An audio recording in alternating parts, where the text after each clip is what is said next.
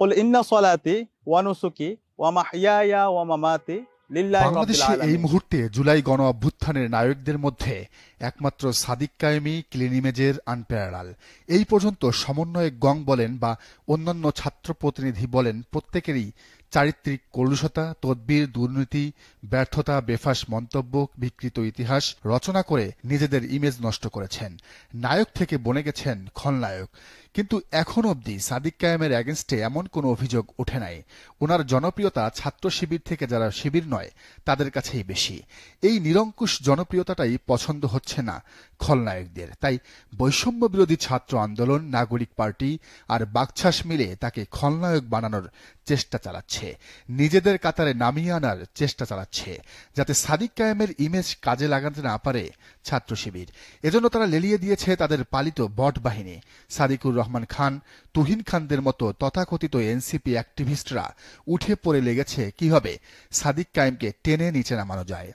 সম্প্রতি চট্টগ্রাম মেডিকেল কলেজের এক ছাত্রলীগ নেতা যে এখন ছাত্র দলের ছায়াতলে আশ্রয় নিয়েছে, তার একটি ফেসবুক স্ট্যাটাসকে কেন্দ্র করে সাদিক কায়েমকে তুলোধুনো করা হচ্ছে।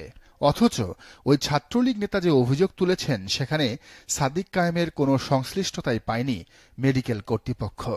বিষয়টা এমন, সাদিক কায়েমকে গালিগালাজ করে ওই মেডিকেলের একজন স্ট্যাটাস দেওয়ার পর সাদিকের একজন ভক্ত তার প্রতিবাদ জানায়। এ নিয়ে তাদের নিজেদের ভেতর বাগবিতণ্ডার পর সব মিটমাটো হয়ে যায়। কিন্তু সেই ঘটনার সাথে সাদিক কায়েমকে জড়িয়ে মিথ্যা প্রপাগান্ডা বাজারে ছাড়ে মেডিকেল শাখার সাবেক ছাত্রলীগ নেতা নিয়ন। মানে বিষয়টা হলো, মেসিকে নিয়ে ভ্রুঙ্গামারির দুজনের দ্বন্দ্বে মেসির নামে মামলা। একেবারে হাস্যকর ঘটনা যাকে বলে। সাদিক কায়েম কিছু জানেনই না, অথচ তাকে নিয়ে এনসিপি, বাকছাস আর বৈষম্য বিরোধীরা উঠে পড়ে লেগেছে। ক্ষুদ্র ঘটনাকে জাতীয় ইস্যু বানাইছে। এর পেছনে এদের আগে থেকে সাদিক কায়েমের জনপ্রিয়তার প্রতি জমাটবদ্ধ হিংসা আর সাম্প্রতিক সময়ে লাল প্রোফাইল ইস্যুতে পরাজয়ের ক্ষত কাজ করছে। সব দিক থেকে শিবিরকে ঘায়েল করার জন্য একটা ইস্যু খুঁজতেছিল সবাই মিলে, কিন্তু তারা দুর্ভাগ্যবশত এমন একটা ইস্যু বেছে নিল যেখানে একটা ছাত্রলীগারকে সুবিধা দেওয়া হলো। এ ঘটনায় ঢাবি শিবিরের সভাপতি এস এম ফরহাদ লিখেছেন, সহযোদ্ধার বিরুদ্ধে মানে সাদিক কায়েমের বিরুদ্ধে সংঘবদ্ধ অপপ্রচারে জুলাই গণ অভ্যুত্থানের প্রথম সারির নেতৃবৃন্দের অদ্ভুত নীরবতা বেশ হতাশাজনক। অথচ যখন তাদেরকে নিয়ে প্রপাগান্ডা চালানো হচ্ছিল, তখন এই সাদিক কায়েমই এসবের বিরুদ্ধে সরব অবস্থান জানিয়েছিলেন। অপপ্রচার ও চরিত্র হরণের এই সংস্কৃতি যদি জারি থাকে, তাহলে আজ সাদিক কায়েম, কাল হাসনাত আব্দুল্লাহ, পরশুদিন হয়তো অন্য কেউ। এভাবেই কৌশলে জুলাই গণ অভ্যুত্থানের নেতৃবৃন্দকে বিতর্কিত করার অপচেষ্টা চালানো হবে।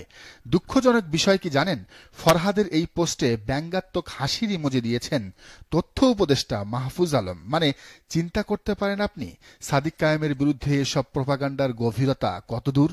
মাহফুজের এমন কাজের প্রতিবাদও অবশ্য জানাচ্ছেন অনেকেই। তারা বলছেন, বসুন্ধরার কালের কণ্ঠ আর সন্তোষ শর্মার কালবেলার অপপ্রচারের বিরুদ্ধে অ্যাকশন নিতে না পারলেও ঠিকই জুলাই যোদ্ধা সাদিক কায়েমের বিপক্ষে নেমেছেন মাস্টারমাইন্ড সাহেব। তবে দিন শেষে এইসব মিথ্যা দিয়ে সাজানো ষড়যন্ত্র টেকে না ভাইয়েরা। যার জনপ্রিয়তায় চির ধরাতে চাচ্ছেন সাজানো গল্পে, উপরন্তু আপনারা তার মাহাত্ম্যই বাড়াইয়া দিলেন। সাদিক কায়েম জিন্দাবাদ। দর্শক, আপনার কি মনে হয়, সাদিক কায়েমের বিরুদ্ধে এমন ষড়যন্ত্র করে কি তার ইমেজে চির ধরাতে পারবে এনসিপির নেতারা? জানান কমেন্টের ঘরে। আর এই চ্যানেল নতুন হলে অবশ্যই সাবস্ক্রাইব করে বেল আইকনটি বাজিয়ে রাখুন।